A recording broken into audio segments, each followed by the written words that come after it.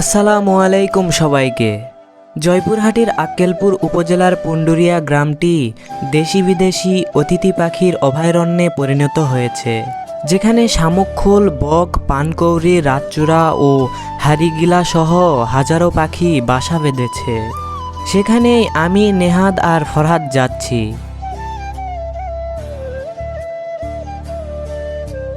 রাস্তায় যেতেই চোখে পড়ল ঘুঘু পাখি ধরার ফাঁদ। সালামু আলাইকুম। এটা কি ফাঁদ? হয় ফাঁদ। ঘুঘু ধরার ফাঁদ দেখে আমরা যাচ্ছি পুন্ডুরিয়ার দিকে। দেখতে দেখতেই পুন্ডুরিয়া চলে এসেছি। আমরা এখন ইট বিছানো আঁকাবাঁকা রাস্তা দিয়ে যাচ্ছি।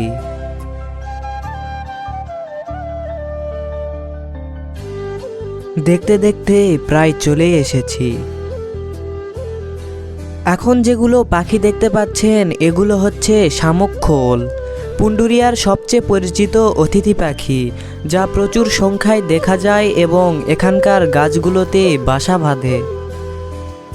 গ্রামের উঁচু গাছ ও বাঁশঝাড়গুলো পাখিদের জন্য নিরাপদ আশ্রয়স্থল তৈরি করেছে। গ্রামবাসীরা পাখিগুলোকে পরম যত্নে আগলে রাখে, ফলে এটি একটি গুরুত্বপূর্ণ পাখির অভয়ারণ্য হয়ে উঠেছে।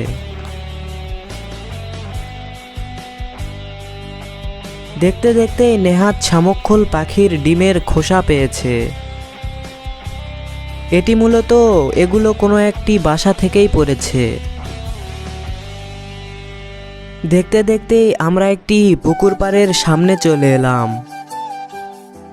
এই পুকুর পাড়ের চারপাশটায় যতগুলো গাছপালা দেখছেন সেগুলোর সবগুলোতেই এগুলো পাখি বাসা বেঁধে রয়েছে।